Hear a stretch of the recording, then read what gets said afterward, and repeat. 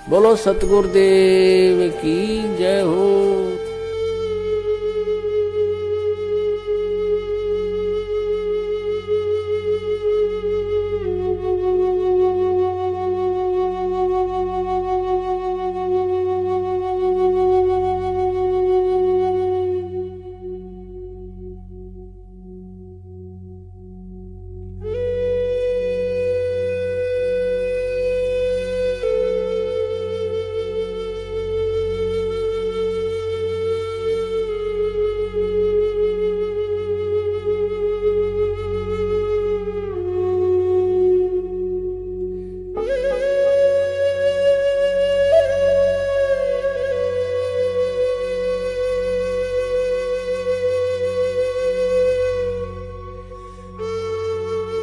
मालिक का ये पूर्ण मिशन है। मालिक चाहते हैं कि सब एक बने और मालिक एक बनाने के लिए ही सारे धर्मों के ऊपर उन्होंने व्याख्यान दिए हैं। परमात्मा ने सबको एक करने के लिए। तो अब हमारे गांव राजगढ़ में एक हरिजन समाज है, वो बंगी समाज से है, वो भगत बना। अब हम उसके यहाँ भोजन भंडारा नहीं करेंगे तो आप बताओ जाति टूटेगी क्या? तो मालिक का मिशन फेल हो रहा है ना। आप भंडारा बंद करवा रहे हो। अरे भंडारा से तो जाति टूटेगी। जाति कैसे टूटेगी? हम एक कैसे बनेंगे? ये आज ये भील समाज के यहाँ सत्संग हुआ। आप कोई पाटीदार है, कोई मारू है, कोई लोधा है, कोई सिरवी है, कोई ब्राह्मण है, कोई किस समाज से, सब ऊंची समाज से भी आए। आपने यहाँ भोजन भंडारा करा तो ये परमात्मा के मिशन को सफल बनाया आपने। विष्णुदास को हमने अरदास लगाई थी कि विष्णुदास आपने हम हमेशा परमात्मा के साथ रहे और अब भी हम परमात्मा के साथ है। आप राजगढ़ में एक पुस्तक है, उसके ऊपर आप डिपेंड करो। ये पुस्तक हमारे पास आई है, बरवाला के सच्चाई का षड्यंत्रकारी उनका भाई, ये पुस्तक आया। आप इसके ऊपर डिपेंड करो। अब हम तो इतने जानते नहीं कहा तो मैं क्या, अपन 1 करोड़ 1.25 करोड़ मालिक के भगत है और एक पानी पत्ता सा बेचने वाला पवन दास, एक 1.25 करोड़ भगत को एक पवन दास नहीं मान रहा तो अपन ने क्या बाढ़ जो की क्या ज्ञान सीखा? अपन ने सारे मिलकर राष्ट्रपति से शिकायत करो। सारे के सारे अपन पेशी पे तो जाते हैं, एक बार राष्ट्रपति के पास चले जाओ उस पवन दास के विरुद्ध में। है एक पानी पता से बेचने वाला, एक पानी पता, मतलब सच्चाई से डर लग रही उनको। एक आदमी सच्चाई, मालिक ने कहा है कि चोर चुरावे तुमड़ी गाड़े पानी माई, जो गाड़े जो ऊपर आवे। एक भगत से सच्चाई को ऊपर ले आए। आप 125 करोड़ हर धर्म के लोगों को, हर मजहब के लोगों को आप डिबेट के लिए चैलेंज देते हो। एक भगत ने आपको चैलेंज दिया, आपकी थर कांप रहे, आपका डर पोग हो रहे, आप कायर बन गए, आपकी चोरी आप सब जगत के सामने जा रही, आप डर गए। चोर कभी मारता नहीं है भक्तों, चोर कभी नहीं मारता है। पर चोर को कह दो कि मैंने तेरे को पहचान लिया है, फिर देखो आपकी खाल खींच देता है। फिर दुनिया का कोई डॉक्टर आपको सुधार नहीं सकता है, ऐसा मारता है वो चोर। नहीं तो चोर कभी मारता नहीं है। पर आपने कह दिया कि ये मैनेजमेंट वाले चोर है तो ये सारे मारने लग गए। आज देखो, आज यहाँ पुलिस के पास चले गए थे, काय के लिए चले गए थे? क्योंकि इनकी पोल उजागर हो जाएगी, हमको फिर दुनिया दौड़ा के मारेगी, सच्चाई सामने आ जाएगी। चोर को अपन पहचान लिया ना कि ये चोर है, तो चोर क्यों नहीं मारेगा भाई? चोर का स्वभाव है, चोर मारता नहीं है कभी भी। ये भगत कहाँ है? अगर भगत होते नहीं आते, भंडारा करते और मालिक की चर्चा करते। अब मालिक के कोई चर्चा कर ही नहीं सकते, अब उनको चर्चा कहाँ करी? चौकी पे गए, पुलिस थाने में गए, उनको दबाव बनाया, वहाँ गए। मालिक के पास कोई आया? एक भी मैनेजमेंट वाला आया हो तो बताओ भाई, गवा दो मैनेजमेंट वाला आया, क्यों नहीं आया वो? यहाँ मालिक का काम नहीं हो रहा था क्या? चोर है ना, तो चोर क्यों डर रहे मालिक से? क्यों डर रहे? सच्चाई से क्यों डर रहे? आओ ना, यहाँ बंदगी करो ना, यहाँ मालिक का ज्ञान चर्चा करो ना और मालिक को छुड़ाने की बात करो ना। आप क्यों अलग बता रहे इनको? क्योंकि आप चोर हो। ये सत सेवकों ने चोर को पहचान लिया और इन सत सेवकों ने कहना चालू कर दिया कि मैनेजमेंट वाले चोर है, मैनेजमेंट वाले चोर है। तो चोर तो मारेगा भाई। जानता चोर जान से मार ले। चोर तो चोर का स्वभाव है, चोर मारता कभी नहीं है। पर आप कह दोगे कि हमने आपको पहचान लिया, फिर आपको मारेगा वो, जान से मार देगा, जान से भी मार देगा। क्यों? हाँ, क्यों? उनको भी डर है, दुनिया हमको मार देगी, हम इनको नहीं मारेंगे, दुनिया हमको मार देगी। रगड़ा ये है, तो सच्चाई ये है ओरिजिनल। तो सर जी ये बताइए, मैनेजमेंट लोग तो कहते हैं गुरुजी का आदेश आता है, गुरुजी का आदेश आता है। भगत जी, गुरुजी का आदेश कभी 4 युग का एक प्रमाण भी दे दो आप। चार्यों का कि भंडारा मत करो। हमने विष्णुदास जी से कहा था, मैंने खुद कहा था विष्णुदास जी आपने शाक पूरी हलवा खोपरा पाक गुलाब जामुन बनाते थे, तो आपने बोला ठीक है। फिर आपने कहा कि मालिक का आदेश नहीं है शाक पूरी रखो, तो हमने शाक पूरी रखी। फिर आपने कहा शाक पूरी का आदेश नहीं है दाल चावल रखो, तो हमने दाल चावल का भंडारा करते थे। फिर आपने कहा दाल चावल का आदेश नहीं है पोया का आदेश है, तो हमने पोहे रखे थे। और फिर आपने पोहे भी बंद करवा दिए। और फिर आपने कहा कि अब चाय बिस्कुट से, अरे भाई चाय बिस्कुट से कैसे भंडारा होगा, कैसे होगा? हमारे आदिवासी लोग तो चाय बिस्कुट तो खाते नहीं है। बच्चे आते हैं बिस्कुट डुबावे, 4 बिस्कुट दे, 4 बिस्कुट में मुंडा में लेता दे, आधू बिस्कुट तो नीचे पड़ी जाए। अब खाए 4 बिस्कुट में 1 बिस्कुट खाए और सत्संग सुनवा नहीं दे। तो हमने विष्णुदास जी से, मैंने खुद कहा विष्णुदास जी से कि 2 रुपए किलो हमको चावल मिलते हैं सरकार की तरफ से, 2 रुपए किलो चावल मिलते हैं, 1 रुपए किलो हमको गेहूं देती है सरकार, हमें ये भंडारा करने के लिए दे दो। हमको ये चाय बिस्कुट का मत क्यों भाई, धाप के तो खा लेंगे हम, तो बच्चे हमारे और सत्संग भी बढ़िया सुनेंगे। तो अगर 2 रुपए किलो बिस्कुट मिलते हैं तो आप ट्रकों बंद भेज दीजिए, हम उल्लंघन नहीं करेंगे। अगर 2 रुपए किलो शक्कर मिलती है आप ट्रकों बंद भेज दीजिए, हम कोई उल्लंघन नहीं करेंगे। अगर 2 रुपए किलो चाय पत्ती मिलती है आप ट्रकों बंद भेज दीजिए, हम कोई उल्लंघन नहीं करेंगे। हम कोई उल्लंघन नहीं करें, हम कोई आज्ञा तोड़ना नहीं चाहते, लेकिन आप हमको मजबूर बनाते हैं, हमारा पेट काटते हैं और हमको गुरु जी से दूर करवा रहे।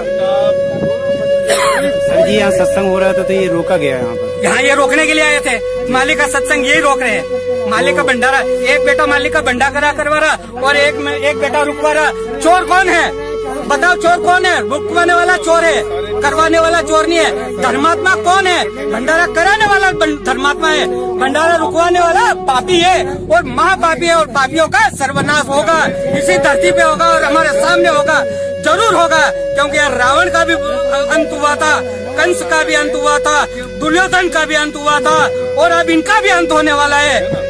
इनकी लड़ाई कोई सत्सेवकों से लड़ाई नहीं है, इनकी लड़ाई कोई लूणा भगत से लड़ाई नहीं है, इनकी लड़ाई डायरेक्ट परमात्मा से लड़ाई है इनकी। और परमात्मा इनको ऐसा निपटाएगा, अब ये डर गए हैं, ये डर गए हैं, इनके पैर के नीचे की जमीन खिसक गई है। ये हमने क्या कर दिया है, हम ये क्या कर रहे हैं? ये मरने में भी नहीं बचेंगे। इनके बच्चों को, इनके परिवार को कोई धूप देने वाला नहीं मिलेगा। नहीं तो देख लो रावण और कंस, इनके परिवार में कोई धूप देने वाला नहीं रहा। इनकी लड़ाई कोई लूणा भगत से नहीं थी, इनकी लड़ाई किसी और से नहीं थी, इनकी लड़ाई केवल परमात्मा से थी। परमात्मा का भंडारा रुकवा रहे, परमात्मा से टक्कर ले रहे हैं। ये इतने बड़े पापी है, ये मानव समाज में इनको जीने का हक नहीं है। पूरे मानव समाज, पूरी पृथ्वी पे इनको कोई रहने का हक नहीं है। जो परमात्मा का विरोधी है वो परमात्मा के अंश के और परमात्मा के बच्चों को रोक नहीं पाएगा। परमात्मा के बच्चों को कोई भी रोक नहीं पाया आज तक। प्रहलाद, अकेला प्रहलाद ने भक्ति करी है, परमात्मा प्रकट हुए, छाती फाड़ दी है ना उसकी, इनकी भी छाती फाड़ देगा। मीराबाई ने अकेली ने भक्ति करी है, आज तो इतनी सारी संगत है। ये लूणा भगत के भाग्य है, इनके पुण्य है, तो यहाँ इतनी संगत आई है। और कहाँ से आई है? ये सब मालिक के बच्चे हैं, ये सब मालिक के बच्चे हैं और मालिक के लिए ये लड़ना चाहते हैं और मालिक के लिए मर मिटना भी चाहते हैं। पर पापी तुम्हारा क्या होगा, तुम्हारा क्या होगा पापियों? तुमने मालिक से टक्कर लिए, किसी सत्सेवक से टक्कर नहीं लिए। तुम मालिक के दुश्मन हो, महापापी हो।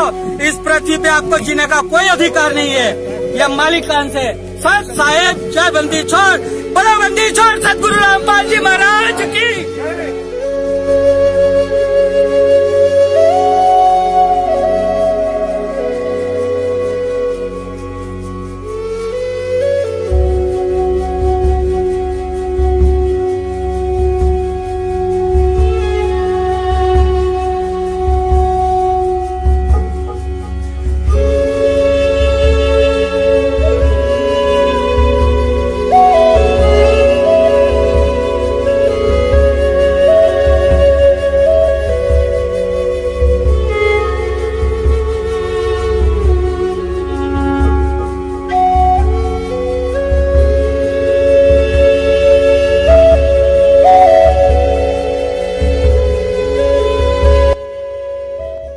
बंदी छोड़ सतगुरु रामपाल जी महाराज जी की जय हो। परमात्मा की सभी प्यारी आत्माओं को पवनदास जयपुर वाले का सत्साहेब। पुण्यात्माओं, आज आपको एक छोटी सी कहानी सुनाते हैं। करबद्ध प्रार्थना है अंत तक ध्यान से सुनना, क्योंकि किसी भी कहानी का अंत उसकी मोरल होती है। यह कहानी आपको वह सब कुछ समझा देगी जो कि लाखों की संगत पिछले 4 साल से नहीं समझ सकी। दिल्ली शहर में एक वकील रहता था, नाम था केपी सिंह। बहुत ही दिग्गज वकील था। सफेद झूठ को काले में और काले झूठ को सफेद में परिवर्तित कर देना तो उसके बाएं हाथ का काम था। जिंदगी में वकालत से खूब पैसा कमाया और अंत में रिटायरमेंट हो गया, लेकिन उससे पहले अपने बेटे को वकील बना दिया। पिता की अच्छी जान पहचान के चलते बेटे के पास भी काफी केस आने लगे। एक दिन केपी सिंह का बेटा कोर्ट से घर आया तो हाथ में मिठाई का डब्बा था। सबसे पहले पिता केपी सिंह के हाथ में लड्डू थमाकर बोला कि पापा जी मुंह मीठा कीजिए। आज यदि आप मेरी उपलब्धि सुनेंगे तो आपको अपने बेटे पर गर्व महसूस होगा और आपका सीना चौड़ा हो जाएगा। केपी सिंह ने कहा, बेटा जरा बता तो आखिर ऐसी क्या बात है जो तू फूला ही नहीं समा रहा है। बेटा बोला, पिताजी आपको याद हो तो आपके हाथ में पिछले 40 साल से दिल्ली की मशहूर हस्ती सेठ हल्दीराम के दिवंगत पिताजी का एक मुकदमा था, जिसे आप 40 वर्षों तक नहीं निपटा पाए थे। लेकिन आज आपके बेटे ने उस केस में दिवंगत सेठ हल्दीराम के बेटे की जीत करवाकर उसे न्याय दिलवा दिया है। इतना सुनते ही केपी सिंह की आंखें गुस्से से लाल सुर्ख हो गई। बीपी का लेवल बढ़ गया। मिठाई का डब्बा टेबल से उठाकर दूर फेंक डाला। साथ ही एक जोरदार तमाचा अपने बेटे के गाल पर जड़ दिया और बोला, नालायक गधे, तुझे इतना ही नहीं पता कि जिस हल्दीराम के केस में आज तूने उसके बेटे को न्याय दिलवाकर उस फाइल का गला घोट दिया है, उस मुकदमे के पीछे तो मैंने तेरी 4 बहनों की एक से एक घरों में शादियां कर दी। तुम तीनों भाइयों के लिए शहर में अलग अलग कोठियां बना दी। तेरी माँ का अमेरिका से घुटने का ऑपरेशन करवा लाया और तुम तीनों भाइयों के बच्चों को शहर के सबसे टॉप स्कूल में पढ़ा रहा हूँ। और आज तो उसी केस की फाइल बंद करवाकर खुशी खुशी हाथ में मिठाई लेकर आया है कि पापा खुश होंगे। नालायक, तूने तो मेरी प्लानिंग पर ही पानी फेर दिया। महीनों के लाखों रुपए उस केस की बदौलत घर में आ रहे थे, तूने सब चौपट कर डाला।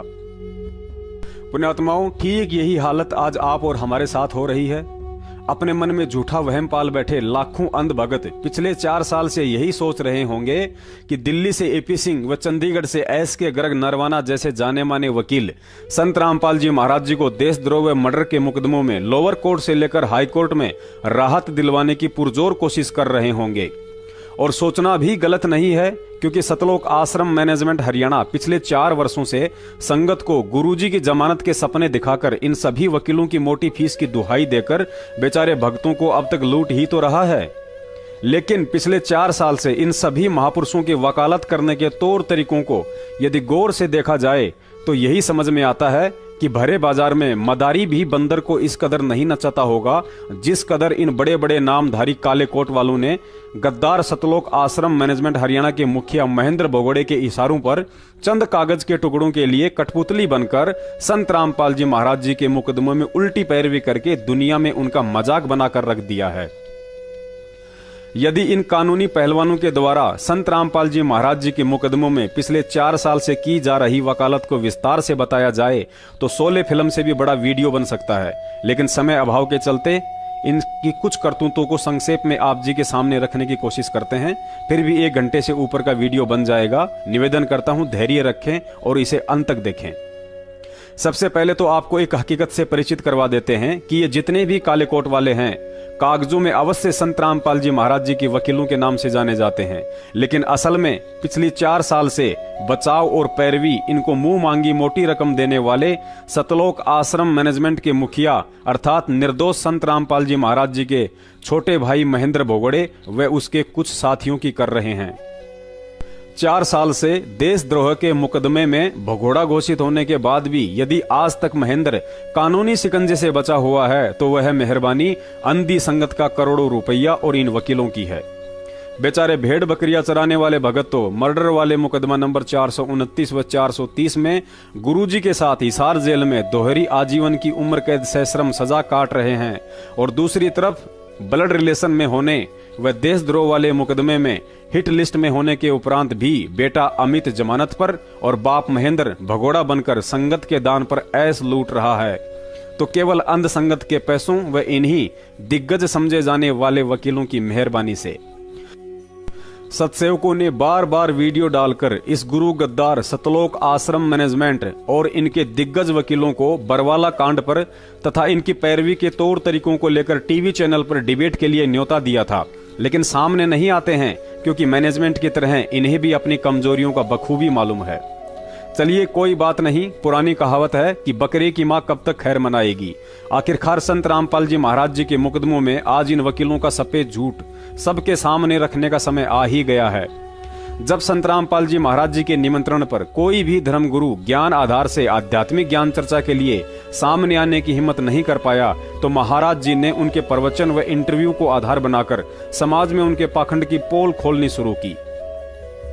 ठीक उसी पैटर्न पर आज सतलोक आश्रम मैनेजमेंट के कानूनी अंगरक्षक सुप्रीम कोर्ट के वकील एपी सिंह व गिरीश दास दिल्ली से, जो कि वकील भी है और भगत भी है, कुछ महीने पहले हरियाणा न्यूज चैनल पर इन दोनों वकीलों, हरियाणा सरकार के प्रतिनिधि त्रिवेंद्र सैनी व दिल्ली से किसी शिवपाल नाम के भगत की डिबेट दिखाई जा रही थी। उस डिबेट में सरकारी प्रतिनिधि त्रिवेंद्र सैनी की बरवाला कांड को लेकर कमजोर जानकारी के चलते इन दोनों वकीलों ने उस 1 घंटे 14 मिनट की डिबेट में जमकर झूठ के चौके छक्के लगाए थे। लेकिन शायद ये दोनों पहलवान भूल गए थे कि परिवर्तन इतिहास का अटल नियम है और उसी डिबेट पर कभी तुम्हारी झूठ के भी चौके छक्के लग सकते हैं। इस पहले वीडियो में सुनिए इन दोनों वकीलों की सीरियल वाइज झूठ और उवाबाई। इस वीडियो में गिरीश दास ने सरकारी प्रतिनिधि त्रिवेंद्र सैनी को यह बात कहकर दबा डाला कि जब सरकारी डॉक्टर्स के पैनल ने संत रामपाल जी महाराज जी को 19 नवंबर 2014 तक कंप्लीट बेड रेस्ट की सलाह दी थी, तो प्रशासन ने उन सरकारी वकीलों के मेडिकल सर्टिफिकेट को ना मानते हुए क्यों एक दिन पहले ही अर्थात 18 नवंबर के दिन ही संत रामपाल जी महाराज जी को गिरफ्तार करने के लिए सतलोक आश्रम पर अटैक कर डाला। उसके बाद जनाब एपी सिंह ने भी यही आरोप लगाया कि संत रामपाल जी महाराज जी आश्रम में ही थे, वे कोई चाइना या नेपाल के बॉर्डर से भाग तो नहीं रहे थे, वे कोई आतंकवादी तो नहीं थे। फिर ऐसी क्या वजह थी कि प्रशासन ने 19 तारीख के बजाय 18 तारीख के दिन ही आश्रम पर अटैक कर दिया? एक और दिन क्यों इंतजार नहीं किया?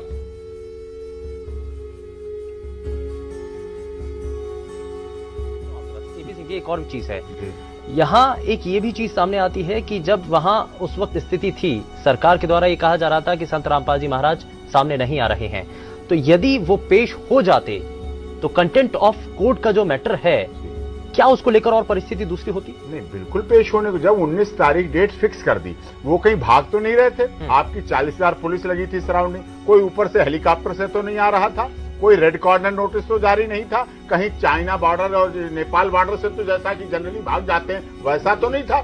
जब आपको पता है पेशेंट हैं, आश्रम के अंदर हैं, आप तो टाइट रखें, बाहर सिक्योरिटी आपकी टाइट, बहुत अच्छी बात।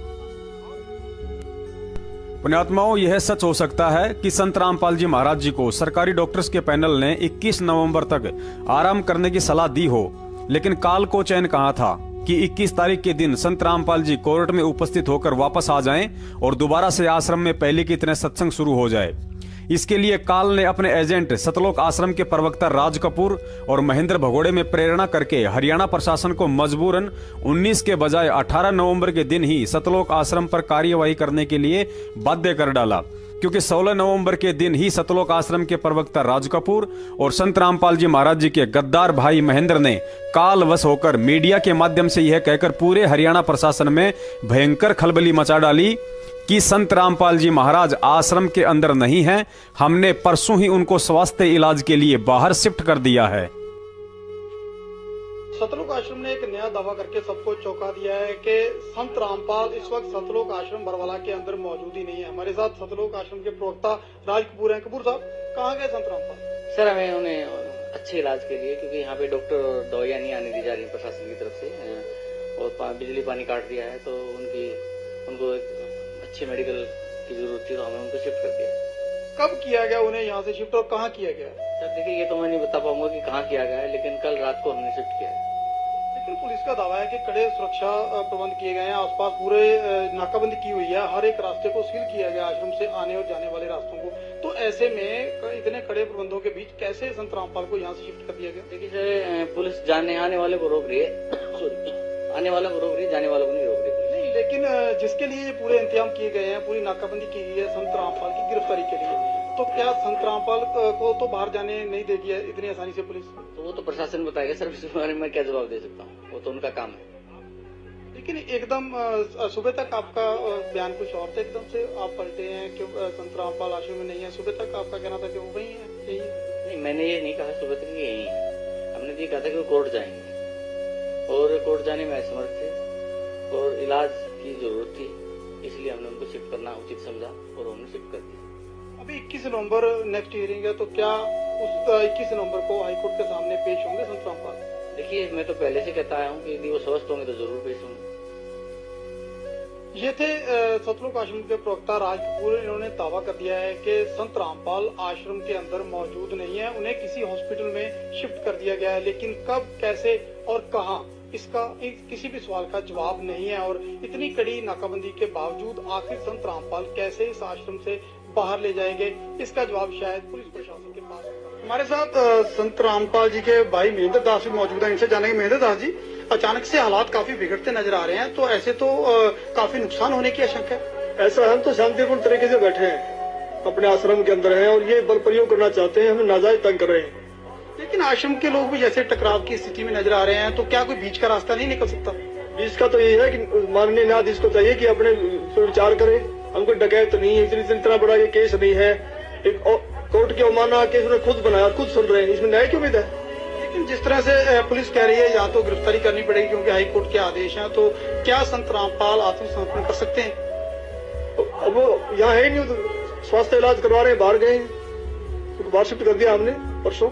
एक सबसे बड़ा सवाल यही है कि आपका कहना है कि संत रामपाल आश्रम के अंदर मौजूद नहीं है। अगर संत रामपाल आश्रम के अंदर मौजूद नहीं है तो क्यों फिर पुलिस को रोका जा रहा है? पुलिस अगर जाकर के चेक करती है संत रामपाल नहीं होंगे तो पुलिस वापस चली जाएगी।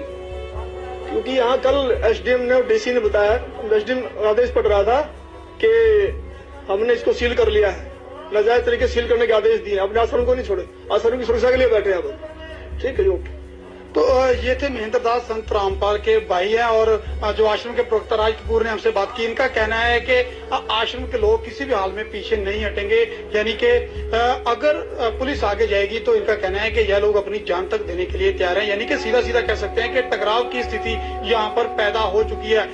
अब देखना होगा कि ऐसे हालातों में आखिर इस मामले का निपटारा कैसे होगा, कैसे हाईकोर्ट के आदेश का पालन होगा और कैसे हो पाएगी संत रामपाल की गिरफ्तारी। सतलोक आश्रम के इन दो मुख्य व्यक्तियों के इस भड़काऊ बयान से भी प्रशासन ज्यादा हरकत में नहीं आया, क्योंकि प्रशासन ने सोचा कि जब 5 दिन से धारा 144 लग रही है, आश्रम को हजारों पुलिसकर्मियों ने चारों तरफ से घेर रखा है, तो भला संत रामपाल जी को आश्रम से बाहर कौन लेकर जा सकता है। प्रशासन ने इन दोनों के इस बयान को झूठा इंटरव्यू समझकर जल्दबाजी में कोई एक्शन नहीं लिया ताकि किसी को कोई भारी नुकसान ना हो।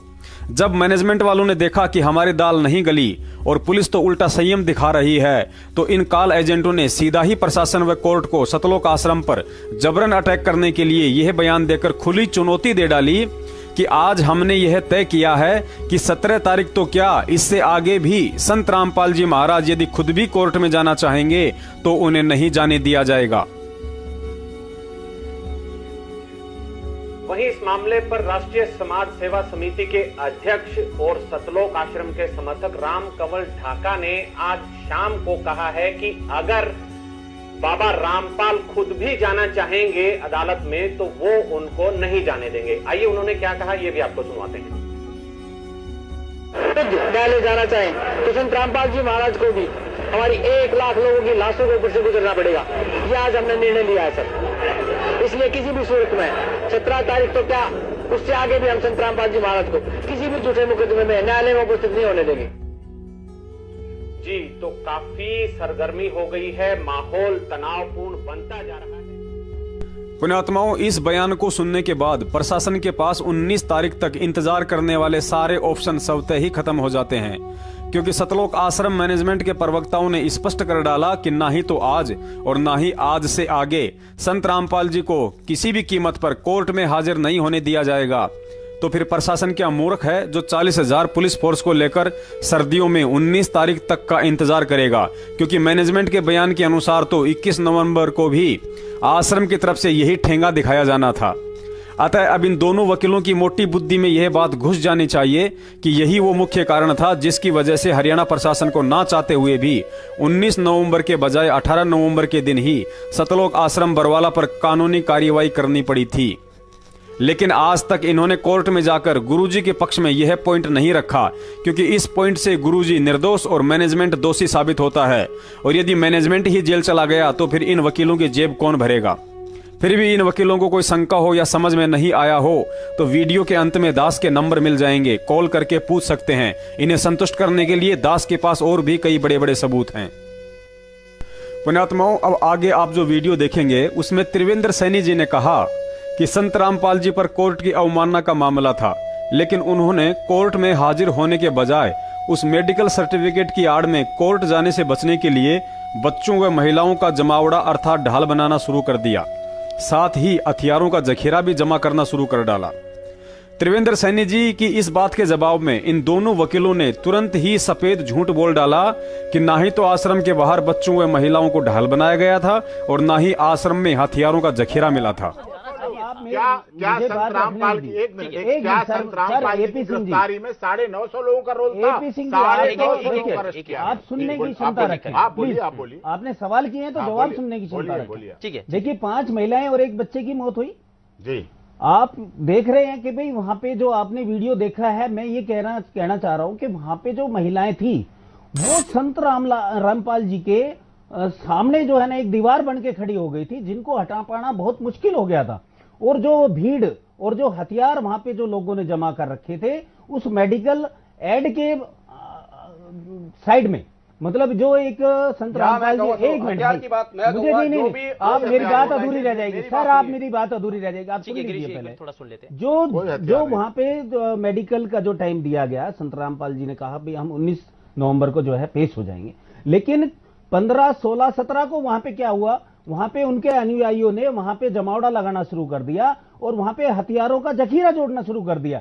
और वहां पे जो महिलाओं की जो संख्या थी जो उनके अनुयायी है, निश्चित तौर पर हम आप ऐसा कोई हथियारों का जखीरा आश्रम से नहीं मिला है। ठीक है, जरा जवाब ले लेते हैं गिरीश जी से। ठीक है त्रिवेंद्र जी, आपका जो सवाल है वो जरा जवाब ले लेते हैं गिरीश जी से। गिरीश जी बताना चाहूंगा, गिरीश जी यहाँ ये सवाल उठ रहा है कि वहाँ अंदर जखीरा था, आप हमारी बात मत काटिए। आपको बोलने का पूरा अधिकार दिया गया, हमें भी तो सरकार का पक्ष रखना। हमारी सरकार निर्दोष है, रामपाल अनुयायियों के विरोधी नहीं है। झूठे आरोप लगाकर आप अपना पक्ष मत रखिए, आप बिल्कुल पक्ष रखिए, सच्चाई के साथ रखिए। एक मिनट, जो हथियारों का जखीरे की बात कही जा रही है, मैं इनको बता दूं कोई ऐसा हथियारों का जखीरा आश्रम में नहीं था। वहाँ पे हथियार बरामद नहीं किए, मेरी बात सुनिए, जो भी हथियार थे कोई भी गैर लाइसेंसी हथियार नहीं था। परिवार सहित आते थे लोग, परिवार सहित आते थे, परिवार के साथ जो महिलाओं को आगे करके जिस तरह क्या गोलियां नहीं चलाई आस्था है उसको संत रामपाल में जो 5 महिलाएं मरी, उसका जिम्मेवार कौन है? रामपाल हो गए, जिससे कि आपने अभी जो क्वेश्चन करा है कि वहां महिलाओं को ढाल बनाया गया था, ऐसा कुछ नहीं है, क्योंकि संत रामपाल जी महाराज इसमें बाइज्जत बरी हो चुके हैं। वहां पर किसी भी महिला को, किसी भी बच्चे को कोई ढाल नहीं बनाया गया था। और रही बात हथियारों के जखीरे की, वहां पर ऐसा कोई भी, आप पुलिस रिपोर्ट देखिए ना, पुलिस रिकवरी रिपोर्ट देखिए कि कौन सा हथियारों का जखीरा। लगता है सतलोक आश्रम मैनेजमेंट की तरफ से इस झूठे प्रवक्ता गिरीश दास ने अभी नई वकालत शुरू की है। इसे वकील होकर अभी ढंग से झूठ बोलना भी नहीं आता है, क्योंकि उसके लिए भी टैलेंट की जरूरत होती है। कहते हैं ना कि नकल में भी अकल की जरूरत होती है। अरे भाई, वर्षों से एपी सिंह के साथ रह रहे हो, कम से कम इतना हुनर तो सीख लिया होता कि शब्दों के माध्यम से कौवे को कैसे बगुला सिद्ध किया जाता है। त्रिवेंद्र जी ने बिल्कुल सत्य कहा कि मेडिकल की आड़ में आश्रम के बाहर बच्चों व महिलाओं को ढाल बनाया गया था, क्योंकि मैं पवन दास उस घटना के समय वहां मौजूद था और इन बच्चों व महिलाओं को ढाल बनता देख उस समय पूरी दुनिया ने भी मीडिया के माध्यम से आंखों से देखा था। फिर भी तुम लोगों को इस डिबेट में झूठ बोलते हुए जरा भी शर्म नहीं आई। गिरीश भैया, लाखों भक्तों की भीड़ अंधी और मूर्ख हो सकती है जो आपकी इस उवाबाई पर यकीन कर ले, लेकिन दुनिया इतनी मूर्ख नहीं है। देखिए इस वीडियो में जो उस समय मीडिया वाले भी बार बार यही सवाल कर रहे थे कि मामला संत रामपाल जी महाराज व कोर्ट के बीच में है, फिर इन बच्चों व महिलाओं को क्यों ढाल बनाया जा रहा है। और इन नालायकों ने तो वहां भी सफेद झूठ बोल दिया कि बच्चों व महिलाओं को यहां हमने नहीं बैठाया, ये अपनी मर्जी से बैठे हैं। जबकि तुम गद्दारों ने तो इस दास की आंखों के सामने उन बच्चों व महिलाओं को जबरन संत रामपाल जी महाराज जी के झूठे आदेश बता कर 2 शिफ्टों में हाथों में तख्तियां देकर बैठाया करते थे, ताकि अंत में प्रशासन आश्रम पर अटैक करने के लिए मजबूर हो जाए और संत जी को जेल। बच्चे और महिलाओं को इसके बीच में लाने का क्या संदर्भ? बच्चे महिलाएं हम नहीं लेके आए, बच्चे महिलाएं, आप भी बीमार, आप हटा भी तो नहीं रहे उनको? किसको? बच्चे महिलाओं को नहीं, हम हटा रहे हैं, लेकिन वो जिद कर रहे हैं। अब उनकी जिद के आगे हम क्या करें? वो भी संत रामपाल जी महाराज के अनुयायी। रही बात आश्रम के अंदर हथियारों का जखीरा जमा करने की, तो यह बात भी बिल्कुल सत्य है। संत रामपाल जी महाराज जी को बंधक बनाकर इन सतलोक आश्रम के गुंडों ने बाहर से सैकड़ों की संख्या में कैंसीट और भारी मात्रा में डंडे और पथराव के लिए आश्रम की छत पर पत्थरों का इंतजाम कर रखा था। इसके अलावा सतलोक आश्रम मैनेजमेंट के द्वारा बाहर से भी कुछ हथियारबंद गुंडे बुलवाए गए थे, जिन्हें भगत बनाकर पुलिस प्रशासन के आगे उनके हाथों में जलती हुई मसाले, डंडे व पेट्रोल बम देकर खड़ा कर दिया गया था, क्योंकि महेंद्र सहित इन सभी गुंडों का यही मकसद था कि हर हाल में संत रामपाल जी की बदनामी और उन्हें जेल करवानी है। देखिए उन किराए के गुंडों का उत्पात और आश्रम के अंदर से जब्त लाठी डंडे।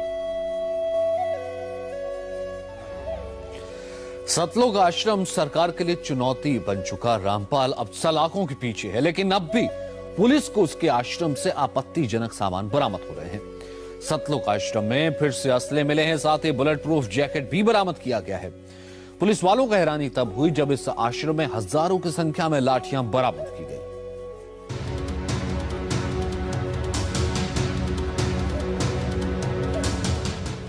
रामपाल के सतलोक आश्रम में तलाशी के दौरान एक के बाद एक खुलासे हो रहे हैं। पुलिस में बन चुके सतलोक आश्रम से रविवार को पुलिस ने कई हथियार और बुलेट प्रूफ जैकेट बरामद किए, लेकिन सबसे हैरान करने वाला था हजारों लाठियों का जखीरा।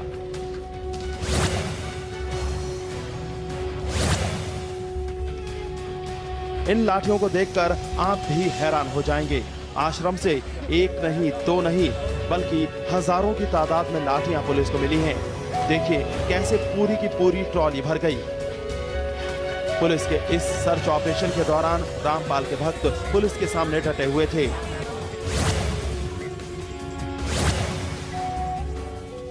आश्रम से लाठियों के अलावा खतरनाक हथियारों का मिलना भी जारी है, लेकिन पुलिस उस वक्त हैरान रह गई जब उसे आश्रम से 3 बुलेट प्रूफ जैकेट मिले। पुलिस फिलहाल आशंका जता रही है कि आश्रम से अभी कई और हथियार बरामद हो सकते हैं। आश्रम की सर्च जारी है, बहुत बड़ा एरिया है। आज की सर्च में 9 वेपन्स और बरामद हुए हैं और 3 बुलेट प्रूफ जैकेट भी बरामद हुई है।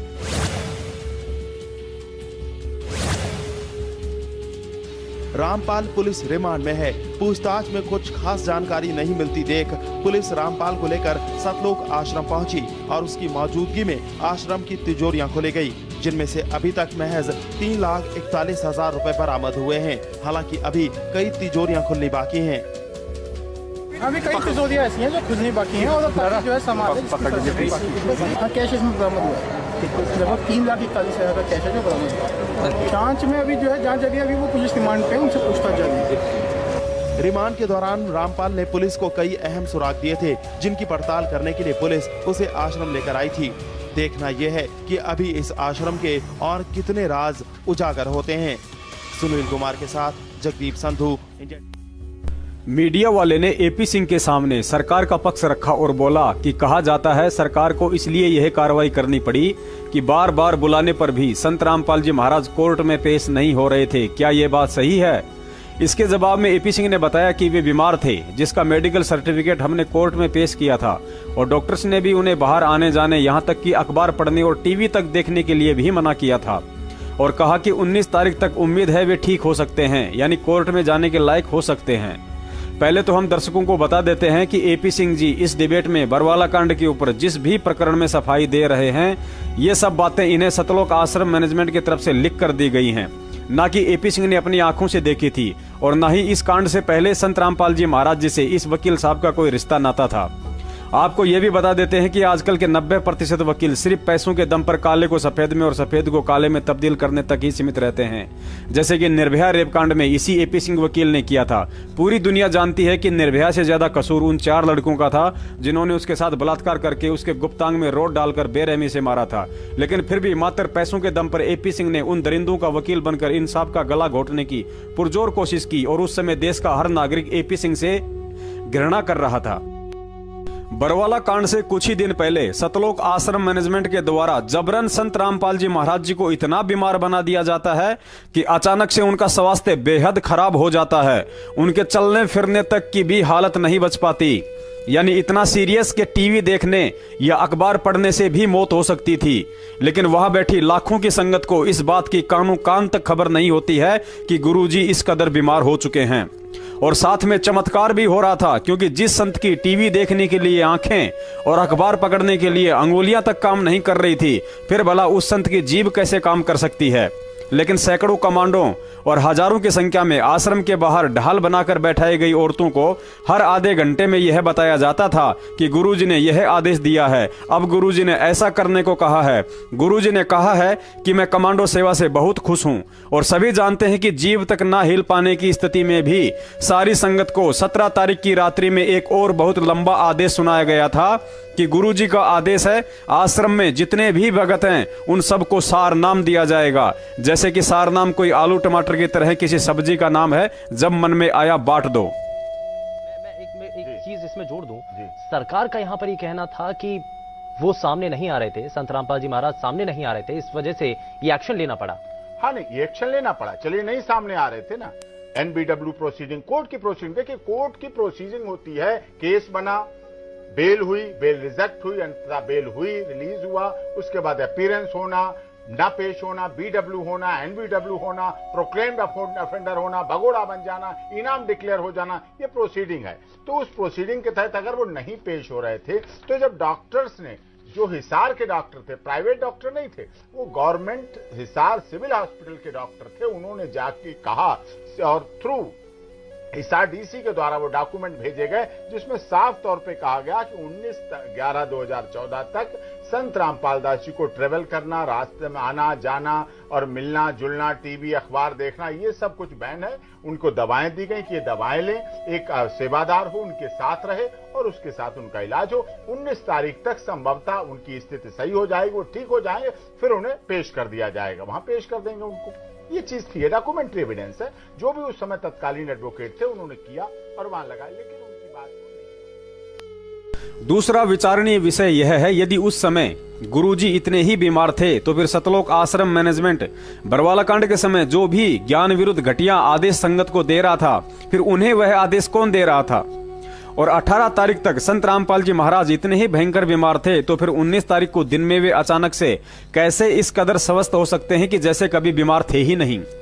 अपने पैरों पर सतलोक आश्रम के बाहर तक आए, फिर पंचकुला तक 4 घंटे के सफर में एम्बुलेंस में बैठे ही रहे, लेटे तक भी नहीं। और जब उनका पुनः मेडिकल किया गया तो वे बिल्कुल 16 आना स्वस्थ थे। उन्हें ऐसी कोई तकलीफ या बीमारी नहीं थी जो कि सतलोक आश्रम मैनेजमेंट के द्वारा बताई जा रही थी। और ना ही आज 4 साल से ऊपर का समय हो चुका है जेल में उन्हें ऐसी कोई भयंकर बीमारी हुई है जो आश्रम में सारी सुविधाओं के रहते सहते हो गई थी। दूसरी तरफ यह भी सत्य है कि संत रामपाल जी महाराज हल्के फुल्के अस्वस्थ हो सकते हैं, इसमें कोई बड़ी बात नहीं है, लेकिन इतने भयंकर बीमार नहीं थे ताकि चलने फिरने और उठने बैठने में भी दिक्कत हो। और ये सारी चाल उनके आदेशों की आड़ में इन गद्दार सतलोक आश्रम मैनेजमेंट वालों ने ही सरकार के साथ चली थी। मैनेजमेंट वालों ने तो सरकार के साथ जो चाल चली, इसके अलावा संत जी को दुनिया में बदनाम करने का कार्य भी किया, ताकि वर्षों से उनका तत्व ज्ञान सुन रहे लोगों को सोचने पर मजबूर होना पड़े कि जो संत अपने सत मंत्रों, भक्ति व आशीर्वाद मात्र से दुनिया की कैंसर और एड्स जैसी लाइलाज बीमारियां बिना मेडिसिन के ठीक कर सकता है, तो स्वयं इतना भयंकर बीमार कैसे हो गया कि उठने बैठने तक की भी हालत नहीं रही। पुण्यात्माओं, इस मेडिकल वाली बात को यदि विस्तार से बताना शुरू कर दिया तो इसमें बरवाला से ही डॉक्टर अनंत नाम का भी नाम जुड़ जाएगा और इस पूरे मामले को समझने में घंटों समय लग जाएगा। अतः इसकी गहराई में उस समय जाएंगे जब कभी टीवी चैनल पर इन लोगों के सामने आमना सामना होगा। अतः फिलहाल समझदार के लिए संकेत ही काफी है। पुण्यात्माओं, इन लोगों ने 2008 से लेकर 2014 तक पिछले 6 वर्षों से संत रामपाल जी महाराज जी को कोर्ट में पेश नहीं होने दिया और इसी तरह के नकली मेडिकल लगाते रहे तथा 2014 तक इन गद्दारों ने गुरुजी को अपने जैसा आम मानव समझते हुए अपनी मनमानियां करते हुए उनसे 42 बार कोर्ट की अवमानना करवाई। और यदि 1-2 बार रोहतक या हिसार कोर्ट में जाने भी दिया तो लाखों की संगत को पीठ पीछे उन्हीं के फर्जी आदेश बताकर ढाल बनाते रहे और सरकार पर दबाव बनाने के लिए कुछ युवा भक्तों को भ्रमित करके उन्हीं के आदेश बताकर अपनी ब्लैक कमांडो नाम से एक प्राइवेट आर्मी भी तैयार कर ली। कोर्ट ने 6 साल तक संत रामपाल जी महाराज जी की पीठ पीछे उनके भाई महेंद्र द्वारा उन्हीं के आदेश बताकर किए जा रहे इस नाटक को देखा और सहन भी किया, लेकिन जब पानी सर के ऊपर से गुजर गया तो अंत में कोर्ट ने यह कड़ा रुख अपनाने का फैसला किया। और यदि कोर्ट को किसी माध्यम से इस कुचक्कर का पता भी चल जाता कि यह सारा घटनाक्रम निर्दोष संत रामपाल जी महाराज जी की आड़ व आदेशों का सहारा लेकर सतलोक आश्रम मैनेजमेंट और राष्ट्रीय समाज सेवा समिति कर रही है, तो भी कोर्ट के आदेश से लॉ एंड ऑर्डर की स्थिति को मेंटेन रखने के लिए प्रशासन यही कदम उठाता जो उसने 18 नवंबर 2014 के समय उठाया था। आपको इसका एक और प्रमाण देते हैं कि संत रामपाल जी महाराज का कोर्ट में उपस्थित न हो पाने का मुख्य कारण यदि कोई भयंकर बीमारी ही होती तो उस समय उनका वकील एस के गर्ग नरवाना यह बात क्यों बोलता कि मेरी खुद महाराज जी से बात हुई है और उन्होंने कहा है कि मैं तो बीमार होने के बावजूद भी कोर्ट में पेश होना चाहता था, लेकिन मुझे आश्रम में बंधक बना रखा था। और जब मीडिया वाले ने बंधक बनाने वालों के नाम आदि जानना चाहा तो इस एस के गर्ग नरवाना वकील साहब ने सतलोक आश्रम मैनेजमेंट वालों से मिल रहे पैसों का कर्ज अदा करते हुए उनका बचाव करते हुए RSSS यानी राष्ट्रीय समाज सेवा समिति के गुंडों का नाम सार्वजनिक ना करते हुए सरेआम काला कोट पहनकर सफेद झूठ बोल दिया कि कुछ असामाजिक तत्वों ने बंधक बना रखा था। फार्मर्स हैं, ये हथियार कैसे रख सकते हैं? पर बहुत बड़ा जखीरा हथियारों का बरामद हुआ है आश्रम के अंदर। नहीं, ऐसा कुछ नहीं है, ऐसी कोई रिपोर्ट नहीं है। एडवोकेट जनरल ने कोर्ट में बताया है कि अभी हम सर्च कर रहे हैं और उसके बाद वो रिपोर्ट देंगे। आप ऐसा प्रिज्यूम क्यों कर रहे हो कि वहाँ पे हथियार है? कितने दिनों से कब्जे में थे? ये जब से ये झगड़ा चल रहा था, जब से कंटेम्प्ट हुई, कोर्ट ने नोटिस दिया, तब से उनकी कस्टडी में थे। लेकिन प्ली ये ली जा रही थी कि मेडिकल सर्टिफिकेट नहीं, बीमार हैं। बीमार तो स्टेट ने खुद मेडिकल सर्टिफिकेट गुरुजी का पेश किया था कि ये बीमार है। नहीं, उन्होंने नहीं पेश किया, ये सिर्फ स्टेट ने पेश किया था। आप कह रहे हैं कि इस पूरे जो वाकया हुआ है उसके लिए राज्य सरकार जिम्मेदार है? नो, इस सारे वाकये के लिए जो भी हुआ वो लोग जिम्मेवार हैं जिन्होंने इनको बंधक बना के रखा। ये पहले भी कोर्टों में पेश होते रहे हैं और इस केस में पेश ना होने का मतलब ही नहीं है। और खुद बड़े लॉ अबाइडिंग सिटीजन है और कानून में पूरा विश्वास है, जजों का पूरा मान सम्मान इज्जत और रिस्पेक्ट करते हैं। ये ऐसी कोई बात नहीं। सर, एक सील पर बता पाएंगे कि किन लोगों ने इनको बंधक? उनका नाम इतने लोगों का कैसे पता लगेगा? वहाँ पब्लिक, जनरल पब्लिक थी, हजारों लोग। फॉलोअर्स भी नहीं, फॉलोअर्स भी हो सकते हैं, वो कोई एंटी सोशल एलिमेंट भी हो सकते हैं, ये कुछ नहीं पता। अब एंटी सोशल एलिमेंट्स क्या करेंगे? क्या पता चलेगा? You enter anybody can enter anywhere. Sir, मंदिरों में और आश्रमों में कोई भी आदमी जा सकता है। सर, उन्होंने कहा, उनके बयान पे ही कोर्ट में बयान हुआ। आज उनके जो एडवोकेट हैं उन्होंने बाबा जी से बात करके कोर्ट में बयान दिया है और कोर्ट ने वो बात रिकॉर्ड की है वकील के बयान। जो आश्रम से बाहर आए हैं समर्थक, उनका आरोप है कि बाबा ने उन्हें जो है अंदर। किसी समर्थक का कोई आरोप नहीं है, बिल्कुल गलत है ये तो यदि समर्थकों ने कहा है, उन्होंने कहा है वहाँ हम आराम से बैठे थे। बाबा तो अकेला आदमी 15,000 लोगों को बंधक बना सकता है, ये बताएं आप। ये बताया आपको ये कि वो बंधक बने हुए थे इसलिए पेश नहीं हो पाए, वरना बीमार भी थे तो एम्बुलेंस में आ सकते थे, परंतु बंधक होने की वजह से नहीं है, बीमार तो थे वो। कहीं आपको पता नहीं है, हमने कही है ये सब बातें। ये कहने का तो ओकेजन था ही नहीं बंधक है, क्योंकि हमें बंधक का पता ही नहीं, हम कोई आश्रम थोड़ी जाते हैं। हमें तो जो इन्फॉर्मेशन आई वो बताया। आप बंधक की तो आज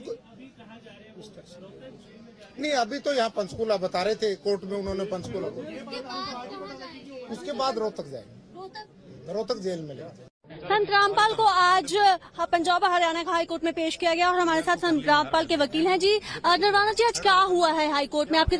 आज संत रामपाल जी खुद पर्सनली कोर्ट में पेश हुए हैं और उनको पुलिस ने पेश किया है। और संत जी ने ये कहा है कि मैं तो खुद बंधक बना हुआ था, मैं क्या करता, मेरी मजबूरी थी इसलिए मैं कोर्ट में नहीं आ सका। मैं बीमार जरूर हूँ, परंतु बीमार के होते भी मैं कोर्ट में आता। किसने बंधक बनाया था उनको? कुछ लोग थे वहाँ पर, हजारों लोग थे, वो कहने लगे तुमने नहीं जाना, इनको रोका हुआ था। अब पुलिस ने जब इनको छुड़ाया तो ये डायरेक्ट एम्बुलेंस में पुलिस इनको कोर्ट में ले। और कितनी देर से बंधक थे वो? ये तो अब जब से ये झगड़ा चल रहा है ना, तब से बंधक ही थे, 15-16 दिन से शायद। और जो लोग बोल रहे हैं कि उन्होंने बंधक बनाया हुआ था, वो उनका कोई नहीं बोल रहे, लोग नहीं बोल रहा, ऐसा आप ये प्रसार गलत हुआ है। लोग कोई नहीं बोल रहा, सब लोगों ने ये कहा है कि हमें किसी ने बंधक नहीं बनाया हुआ। और जो डेरा में जो असला बारूद सब मौजूद, बारूद कुछ भी नहीं है, अभी तो सर्च भी नहीं हुआ, पुलिस ने किया नहीं है।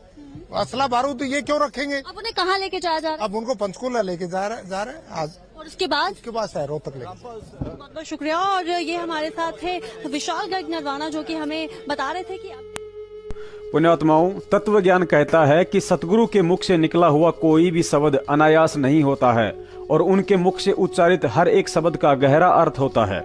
इस वीडियो में एस के गर्ग वकील के अनुसार यह स्पष्ट हो गया है कि संत रामपाल जी महाराज जी के अनुसार वे तो बीमार होते हुए भी कोर्ट में पेश होना चाहते थे, लेकिन उन्हें आश्रम में बंधक बना रखा था। वहीं दूसरी तरफ संत रामपाल जी महाराज जी का भाई महेंद्र एक भगत से बात करते हुए अपने ही भाई संत रामपाल जी महाराज और वकील एस के गर्ग नरवाना दोनों को ही झूठा साबित करते हुए कह रहा है कि गुरुजी ने तो जो बात बोली है कि मुझे आश्रम में रोक के रखा हुआ था, कोर्ट में नहीं आने दिया गया, इसमें कोई सच्चाई नहीं है। यह बात तो गुरुजी ने चंडीगढ़ से एस के गर्ग वकील के कहने पर बोली थी। अर्थात महेंद्र के कहने का मतलब है कि संत रामपाल जी महाराज झूठे हैं और यह झूठ उन्होंने वकील के कहने पर कोर्ट में अपने बचाव के लिए बोला था, क्योंकि गर्ग वकील ने गुरुजी से कहा था कि कोर्ट में मेरे पास बोलने के लिए कोई शब्द नहीं है कि आप 18 नवंबर को कोर्ट में क्यों पेश नहीं हो पाए। अब यदि आप यह बात बोल दोगे कि मुझे तो आश्रम में बंधक बना रखा था, उसके बाद मुझे बोलने के लिए कोर्ट में पॉइंट मिल जाएगा। सुनिए महेंद्र की ऑडियो। हाँ प्रदीप जी।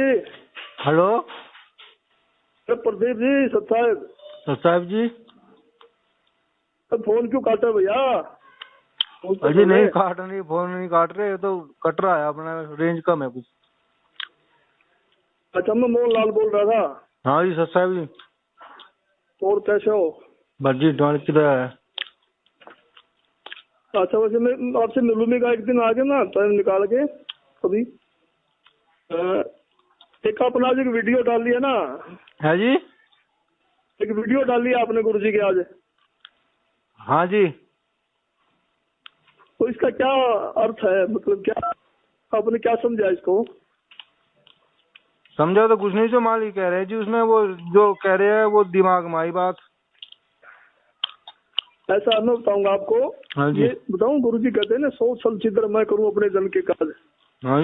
तो ये परमात्मा ने जानबूझ कैसे बोला है? नहीं, आपको यकीन नहीं है तो मेरे साथ चलना, गर्ग वकील अपना चंडीगढ़ में जी। तो उन्होंने हमारे को ही बताया कि भाई मैंने गुरुजी को एक प्रार्थना की थी शुरू वाले दिन कोर्ट में पेश हुए कि मेरे पास बोलने के लिए कोई शब्द नहीं है, ये कहेंगे ये क्यों नहीं आए, और ये अनाड़ी जज है, अगर आप एक शब्द बोल दो कि मेरे को तो आने नहीं दिया गया, बस फिर मैं आप देख लूंगा उनको। तो गुरुजी बोले बोल दो, कोई ऐसी बात नहीं, मैं ही बोल दूंगा। तो ये गुरुजी ने खुद बोला हुआ है, इसमें सच्चाई नहीं है, ठीक है ना? तो आपको तुरंत पता करना है तो वकील से मिला दूंगा, गुरुजी आएंगे, गुरुजी के सामने कर दूंगा आपको, ठीक है? अच्छा जी। हाँ, तो इनसे भ्रमित ना हो बेटा। पुण्यात्माओं, अब आपको यहाँ सिद्ध करते हैं कि इस महेंद्र भगोड़े से झूठा इंसान इस दुनिया में कोई नहीं है। इस ऑडियो में महेंद्र ने कहा कि गुरुजी ने मीडिया को जो बात कही है कि मुझे आश्रम में रोक के रखा था, यह बात तो गुरुजी को एस के गर्ग वकील ने बोलने के लिए कही थी, ताकि उसे कोर्ट में गुरुजी के पक्ष में बोलने का मौका मिल जाए। पुण्यात्माओं, विचार करना, गुरुजी को पुलिस सतलोक आश्रम बरवाला से एम्बुलेंस में बैठाकर रात को 9 बजे पंचकुला हॉस्पिटल में मेडिकल के लिए लेकर गई थी। 12 बजे एम्बुलेंस पंचकुला हॉस्पिटल पहुंची और उसके 1 घंटे बाद गुरुजी जैसे ही हॉस्पिटल से पुलिस के साथ नीचे आ रहे थे तो उसी समय मीडिया वालों ने गुरुजी से यह सवाल किया था और गुरुजी ने कहा था कि राष्ट्रीय समाज सेवा समिति मेरी नहीं है और मुझे भी रोक कर रखा हुआ था। Self-proclaimed Godman Rampal, who is just been taken from the Panchkula Civil Hospital for interrogation and will be produced before the court at 2 o'clock, has just spoken to reporters saying he hasn't used followers as a shield. Report आ चुकी है, आपको medical report आ चुकी है, उसमें है कि आप बिल्कुल सही है, लेकिन कोर्ट को गुमराह कहीं न कहीं किया गया। ये कहा जाता रहा कि आप अस्वस्थ है, जिसकी वजह से कोर्ट में पेश नहीं हो पाए। अब स्वस्थ हो गया, मैं पहले बीमार था। रामपाल जी, आपकी जो बेल एप्लीकेशन थी वो भी अब रिजेक्ट कर दी गई है, जो 2008 में आपको बेल मिली थी कोर्ट की तरफ से, उसके बारे में क्या कह रहे हैं? धन्यवाद। जो पूरा विवाद हुआ उसमें 6 लोगों की जान गई, आपको कोई अफसोस है उस बात का? बहुत अफसोस है।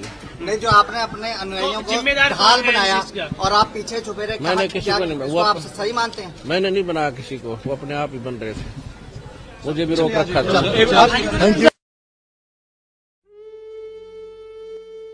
पुण्यात्माओं, अब आप जी स्वयं विचार कर लेना कि जिस समय गुरुजी ने यह बंधक बनाने वाला बयान दिया था, उस समय तो यह एस के गर्ग वकील गुरुजी से मिला भी नहीं था। फिर कहां से तो गुरुजी ने वकील के कहने से झूठ बोल दी और कहां इस वकील ने गुरुजी को झूठ बोलने की सलाह दे दी।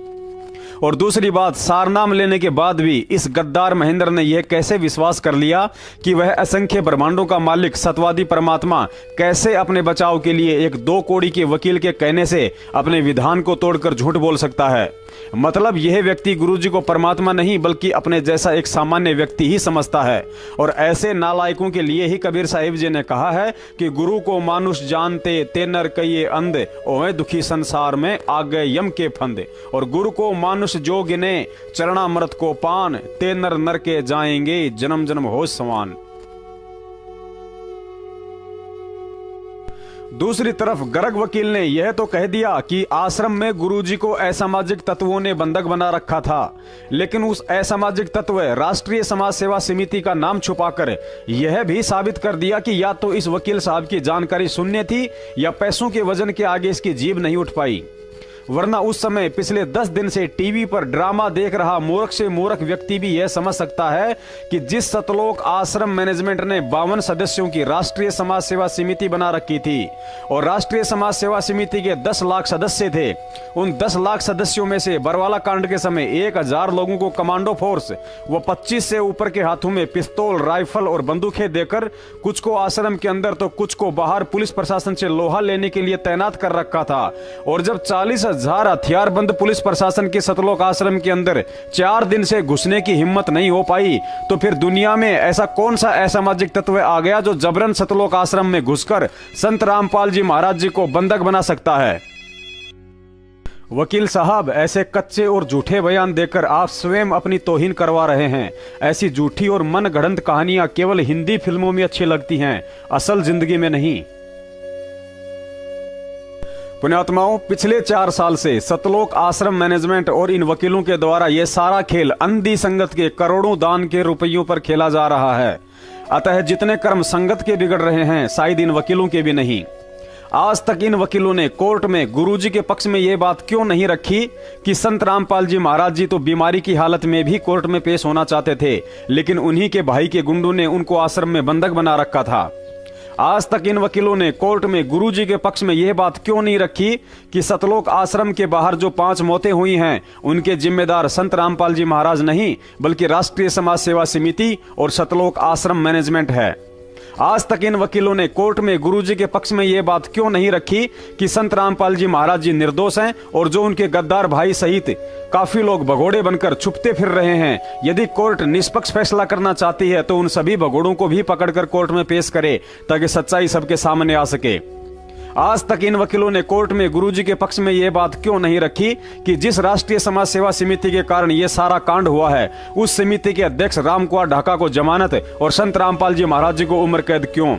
आज तक इन वकीलों ने कोर्ट में गुरुजी के पक्ष में यह बात क्यों नहीं रखी कि जिस संत रामपाल जी महाराज जी ने अपने बयानों में बरवाला कांड का मुख्य दोषी बलजीत लहरी, राज कपूर, राजेंद्र भटगांव व रामकुमार ढाका को बताया है, तो फिर उन्हें जेल में ठोकने के बजाय जमानत पर क्यों छोड़ दिया गया? आज तक इन वकीलों ने कोर्ट में गुरुजी के पक्ष में यह बात क्यों नहीं रखी कि बरवाला कांड में हुई 6 मौतों के मुख्य जिम्मेदार महेंद्र भगोड़े व उसके बेटे अमित का उस केस में नाम तक नहीं और बेचारे भेड़ बकरियां चराने वालों को उम्र कैद की सजा सुना दी?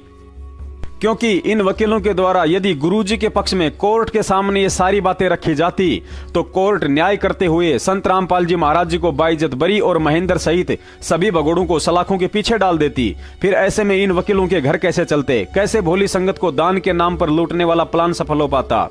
फिर कैसे महेंद्र भगोड़े का डिजिटल गुरु बनने का सपना पूरा हो पाता, फिर कैसे संगत इन गधों को दान देकर अपने कर्म फोड़ पाती, फिर कैसे गुरुजी के परिवार वाले और कुछ चमचे अपने कुकर्मों व घटिया स्वभाव को भगत समाज के सामने दिखा पाते, फिर कैसे ये बड़े बड़े सारनामी गुंडे अपने आप को गधा साबित कर पाते। पुण्यात्माओं, अब इस वीडियो के अंत में आपको सतलोक आश्रम मैनेजमेंट हरियाणा और उनके वकीलों की एक ऐसी दोगली नीति से रूबरू करवाया जाएगा जिसको आंखों से देखने के बाद तत्वज्ञानी भक्तों की तो मैं कह नहीं सकता, लेकिन मूर्ख से मूर्ख व्यक्ति भी इस दोगले आचरण को देखकर यह समझ सकता है कि संत रामपाल जी महाराज जी को कानूनी दावपेचों में फंसाने का काम कोर्ट या प्रशासन नहीं बल्कि सतलोक आश्रम मैनेजमेंट हरियाणा के इशारे पर यही दिग्गज समझे जाने वाले वकील कर रहे हैं। दास, अभी आपको बरवाला कांड के दौरान जिन 5 महिला भक्तों व एक बच्चे की मौत हुई थी, उनकी मौत के मुख्य कारण को सतलोक आश्रम मैनेजमेंट, उनके वकीलों व मरने वालों के परिवार वालों के मुख से ही सुनाने जा रहा है। आप जी इसे ध्यान से सुनिए। यह वीडियो दिल्ली के बदरपुर से मीठापुर के रहने वाले शिवपाल दास का है, जिसकी पत्नी की मौत बरवाला कांड में हुई थी। शिवपाल ने इस वीडियो में अपना बयान देकर स्पष्ट कर दिया है कि उसकी पत्नी की मौत का मुख्य कारण एक्सपायर्ड आंसू गैस के गोलों से निकली जहरीली धुआं थी, जिसके चलते दम घुटने से उसकी पत्नी की मौत हुई थी। सर, मेरा नाम शिवपाल है और मैं मीठापुर बदरपुर नई दिल्ली का निवासी हूँ। मैं संत रामपाल जी महाराज जी से मैंने 2012 में उपदेश लिया था पूरे परिवार से। तो मैं वहाँ आश्रम में 2012 मैंने उपदेश लिया। उपदेश लेने के बाद में आराम से वहाँ हर महीने में 2 बार वहाँ सत्संग होता है 3-3 दिन का। तो मैं हर महीने वहाँ पे जब समय निकाल के सत्संग सुनने जाने लगा। तो मैं 2014 में भी ऐसे ही सत्संग सुनने गया था। 7 तारीख को मैं आश्रम गया था, 8 से 11 सत्संग था। तो वहाँ आश्रम पहुँचा 7 तारीख को शाम को। तो मैं वहाँ पे जब खाना वाना भंडारा खा के और उसके बाद जब आपस में भक्तों से बातचीत की तो वहाँ पता लगा कि गुरुजी का स्वास्थ्य ठीक नहीं है। 8 तारीख को सुबह में पता लगा कि वो गुरुजी का स्वास्थ्य सही नहीं है, इसलिए सत्संग सीडी द्वारा हुआ था। तो वहाँ पे जब 3 दिन तक सत्संग सुना, 8 से 11 सत्संग सुना, सीडी द्वारा हुआ। तो गुरुजी के फिर तबीयत सही नहीं हुई। तो और भक्तों से इधर उधर पता चला, सेवादारों से, कि अभी गुरुजी का स्वास्थ्य सही नहीं है, इसलिए वो सही नहीं है तो सत्संग करेंगे नहीं। तो मैंने सोचा कि अब नहीं करेंगे तो देखते हैं, गुरुजी के स्वास्थ्य होने की इंतजार करते रहे कि इंतजार कर लूं तो दर्शनार्थ से ही रुक जाऊं। फिर मैंने कहा गुरुजी का यहाँ तक आए हैं तो गुरुजी के दर्शन करके ही जाना चाहिए। गुरुजी के दर्शनार्थ रुक गया। गुरुजी के दर्शनों के लिए जब 14 तारीख तक गुरुजी के स्वास्थ्य होने की नई खबर मिली कि नहीं स्वस्थ अभी नहीं हुए हैं, तो 14 तारीख को मैं वहाँ से आश्रम से निकलने लगा कि भाई अब अपने घर चलें, गुरुजी स्वास्थ्य अभी नहीं हो सकते हैं और डेट भी कोई फिक्स नहीं है कि कब तक सही होंगे। तो फिर हम निकलने के लिए हमने जब कोशिश करी तो आश्रम को चारों तरफ से पता चला कि पुलिस ने चारों तरफ से घेर रखा है और पता नहीं इनके ऊपर क्या, मुझे तो कुछ पता नहीं था भाई कि इनके ऊपर क्या केस है, क्या इल्ज़ाम है, क्या है, कुछ नहीं, मुझे तो कुछ पता नहीं था। अपने छोटे परिवार के साथ में वहाँ था ही। अब जब वहाँ पे पता लगा कि गुरुजी की गाड़ियाँ भी सब खींच रखी हैं और इधर उधर कोई बाहर निकलने का साधन भी नहीं है, और जो लोग कुछ लोग निकले भी तो उनको कुछ लोगों के जानने वालों के इधर उधर से आश्रम में ऐसी बातें चीतें हो रही थी कि वो पुलिस वाले बिठाते हैं कहीं के लिए, छोड़ते हैं कहीं। तो पुलिस वाले, हमने देखा कि पुलिस वाले को फोन आ रहे थे, वो पुलिस वाले मारपीट भी कर रहे हैं, इधर उधर छोड़ रहे हैं, इधर बता रहे हैं कि बस जाएगी, बरवाला जा रही है, कहीं। तो उस डर से भी नहीं निकले कि भैया अब मैं कैसे निकलूँ, कहाँ जाऊँ कहाँ नहीं जाऊँ, इससे बढ़िया अपने यहीं रुके रहो। अब उसके बाद में पुलिस वालों का वैसा व्यवहार हुआ कि 18 तारीख को अचानक इन्होंने 12 बजे के करीब में, 12 बजे के बाद हो या टाइम, इन्होंने ऐसे ताबड़तोड़ हमला किया कि उसमें इतनी मतलब 2-3 घंटे 4 घंटे तक लगातार इन्होंने इतनी ईंट पत्थर गोला जो भी है और ये रॉकेट बम और ये आंसू गैस के गोले, इतने उसके टीन है ऊपर से, टीन जो जहाँ मेरे हम लोगों जमीन पे लेटते हैं वहाँ मैट ऐट बिछे होते हैं, वहाँ बिस्तर कुछ वैसा नहीं होता, कोई तो जमीन पे अपने लेटे हुए हो। तो इतने उसके अंदर टीन के अंदर इतना धुआं हो गया, और पानी पहले से काट रही रखा था, बिजली पानी, इतना धुआं हो गया कि मेरा एक छोटा बच्चा भी था, उसकी भी दम घुटने से लगी, और वहाँ पे इतना हाहाकार मच गया, बुरी तरह इतना डर का माहौल हो गया कि पूरी पब्लिक इधर सुधर। तो उसी में मेरी पत्नी को दम घुट गई उसकी, और मेरे सामने से वो एकदम से बेहोश गिरी और मुझे वो मूर्छित मिली। तो मूर्छित में अब मैं इधर उधर भाग रहा हूँ, वहाँ पर कोई किसी का इतना डर का माहौल कि कोई किसी की सुन ही नहीं रहा है। और पुलिस वाले फिर भी रुकने को तैयार नहीं, दे दनादन मारा मार। उसके बाद में मेरी पत्नी को मैं इधर उधर कुछ भक्तों से कहा भी मैंने कि भाई मेरी पत्नी ऐसे ऐसे मूर्छित है, ना तो पानी मिला। और जब वो मुझे मूर्छित मिली फिर वो होश में नहीं आई, तो मैं इधर उधर एम्बुलेंस के लिए कुछ लोगों ने प्रयास भी किया कि शायद इधर उधर आ जाए, लेकिन वहाँ पर कोई एम्बुलेंस नहीं आई। 18 तारीख की रात भर में वहीं आश्रम में जैसे भी लेटा गुजारा किया, अपना लेटे रहे। और सुबह में करीब 7:30-8 बजे में पुलिस वालों ने के सामने मैं बाहर निकल के आया। उनको से मैंने कहा कि भाई मुझे निकलने दो, मेरी पत्नी अभी बेहोश पड़ी है, पता नहीं मर गई है कि क्या है, मुझे नहीं मालूम। लेकिन वो कल रात से जब से ये आंसू गैस की घुटन से वो अभी तक होश में नहीं आई है। तो वहाँ जाते जाते जब डॉक्टरों ने चेक किया तो वो मृत घोषित कर दी उन्होंने। 19 तारीख को सुबह 19/11 को सुबह 9 बजे करीब में मृत। उसके बाद सुनिए यह छोटा सा वीडियो जिसे लाखों रुपया खर्च करके सतलोक आश्रम मैनेजमेंट वालों ने फिल्मी कलाकारों से बनवाया था। इस वीडियो में सतलोक आश्रम मैनेजमेंट की तरफ से लिखी गई स्क्रिप्ट के आधार से इस कलाकार ने भी यही कहा है कि दिल्ली के शिवपाल भगत की पत्नी की मौत पुलिस के द्वारा दागे गए आंसू गैस के गोलों से हुई थी। मोहित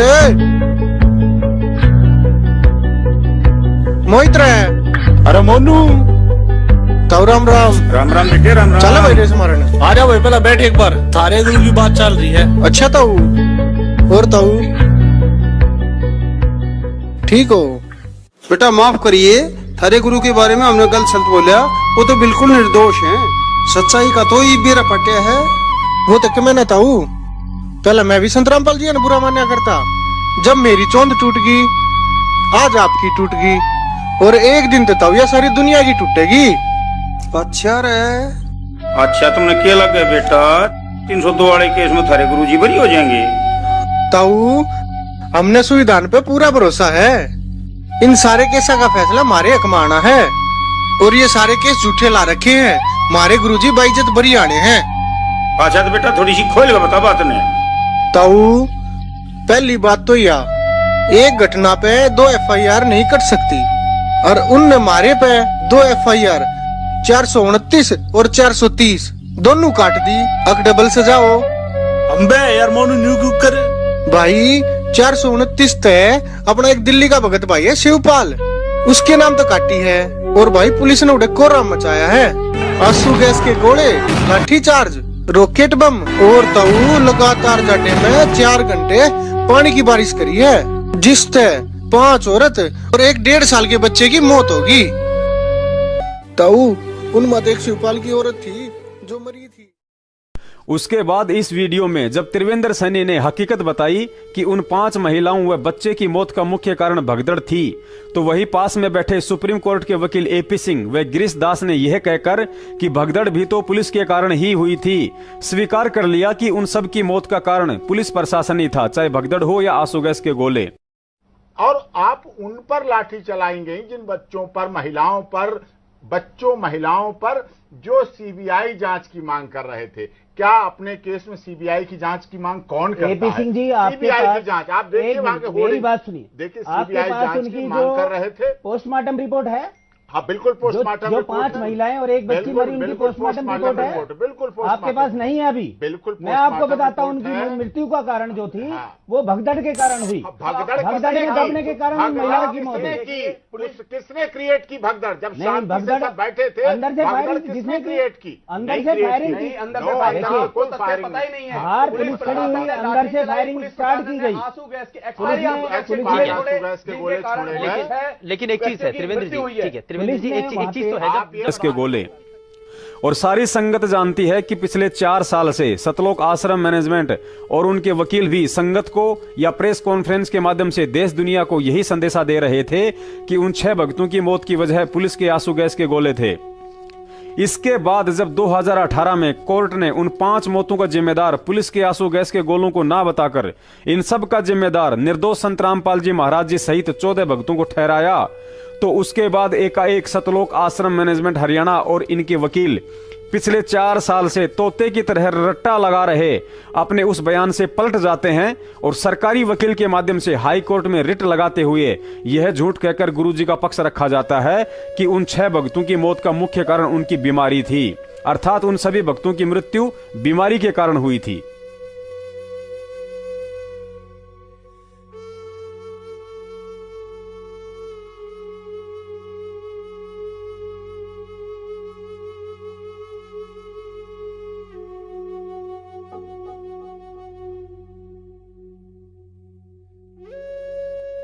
पुण्यात्माओं, यहां गहन विचार करना कि किस कदर इस गद्दार मैनेजमेंट और इनके वकीलों के द्वारा जानबूझकर संगत और गुरुजी के साथ भद्दा मजाक और हाई कोर्ट में झूठी व मनगढ़ंत याचिकाएं लगाकर उन्हें आसानी से खुद ही रिजेक्ट करवा लेते हैं और फिर दोष उल्टा कोर्ट के सिर मढ़ देते हैं कि हमें न्याय नहीं दिया जा रहा, हमारे गुरुजी को जानबूझकर फंसाया जा रहा है, जबकि सारे उल्टे व फर्जी कर्म ये लोग वकीलों के साथ मिलकर स्वयं करते हैं। विचार कीजिए, जब आप पिछले 4 साल से पुलिस पर केस करवाकर उन मौतों का जिम्मेदार हरियाणा प्रशासन व आंसू गैस के गोलों को बता रहे हैं और आज अचानक खुद ही अपने बयान से पलटकर उसी कोर्ट में याचिका दायर करके कह रहे हो कि उनकी मौत तो बीमारी के कारण हुई थी। क्या जज इतना मूर्ख है जो तुम्हारी इन दोगली बातों को समझ नहीं पाएगा और याचिका को स्वीकार कर लेगा? क्योंकि जज के पास तुम्हारे वे एफिडेविट भी सुरक्षित हैं जिनमें इन्हीं वकीलों ने हवाला दिया था कि मौत आंसू गैस के गोलों से हुई थी, और अब यह बीमारी वाला एफिडेविट भी सुरक्षित रहेगा। और जब कोर्ट कहेगा कि तुमने सरकारी वकील के माध्यम से बीमारी से मरने की रिट तो लगा दी, लेकिन उन 6 लोगों की सरकारी मेडिकल रिपोर्ट भी पेश करो जो यह साबित कर सके कि वास्तव में उनकी मौत बीमारी से हुई है। अब एक कहावत है कि नंगा नहाएगा क्या और निचोड़ेगा क्या, क्योंकि सरकारी हॉस्पिटल की मेडिकल रिपोर्ट सरकार ने पहले ही कोर्ट में पेश कर दी थी जिसमें उनकी मौत का कारण भगदड़ बताया गया था। अब सतलोक आश्रम मैनेजमेंट के वकीलों के पास कोर्ट में पेश करने के लिए बीमारी की मेडिकल रिपोर्ट नहीं बल्कि संजय दिल्ली वाले की तरह शंख और घंटा ही बचेगा जिसे मिलकर जज के सामने बजाते रहो।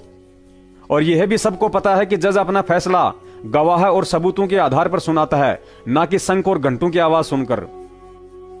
उम्मीद करता हूं संगत को इन षड्यंत्रकारियों का सारा खेल समझ में आ गया होगा कि कैसे इन गद्दारों के द्वारा संगत से मजाक और गुरुजी के साथ घटिया राजनीति खेली जा रही है। अगर वास्तव में संगत को गुरु चाहिए तो इन सब पहलुओं पर गहन विचार करके ज्ञान आधार पर चलते हुए इस गद्दार सतलोक आश्रम मैनेजमेंट को तन मन धन से छोड़ना होगा और उस समर्थ की समर्थता पर यकीन करते हुए सतभक्ति मार्ग पर अडिग होकर चलना होगा। उस समय परमात्मा अपने बच्चों को सत्य असत्य की परख करके सतमार्ग पर चलता हुआ देखकर वैसी ही दया कर सकते हैं जैसे कि 2008 में की थी, यानी कि बिना किसी वकील, मैनेजमेंट और सत्सेवकों के पल में जेल से बाहर आ जाना। क्योंकि परमात्मा कहते हैं, कहे कबीर सुनो भाई साधो, मैं तो हूं विश्वास में। और सत्सेवकों को 100% ही नहीं बल्कि 1000% पूर्ण विश्वास है, चाहे अज्ञानता में लोग कुछ भी समझें। लेकिन संत रामपाल जी महाराज जी से ऊपर वर्तमान के 21 ब्रह्मांडों में अन्य कोई समर्थ शक्ति नहीं है। वे आएंगे, अवश्य आएंगे, और जब ठीक का वक्त आएगा तो छप्पर फाड़ कर आएंगे, वरना इस दुनिया से भक्ति और भगवान का नाम ही समाप्त हो जाएगा, जो कि संभव नहीं है। सत साहिब।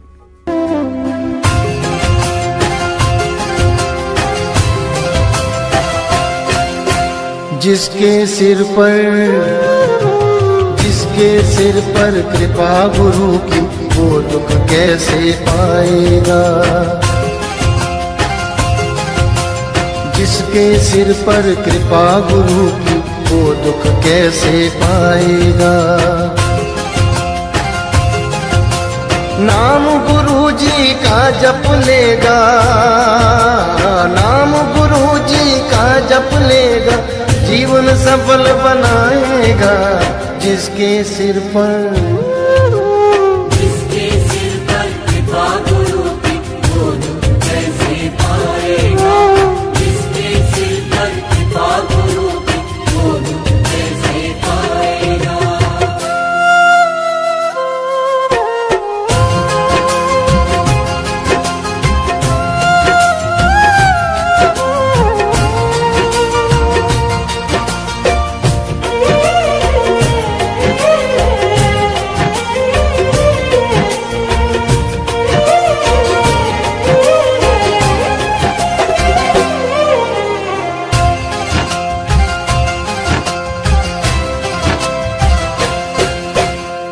आप सवारे आप सजाए, तेरे जीवन के सारे कष्ट मिटाए।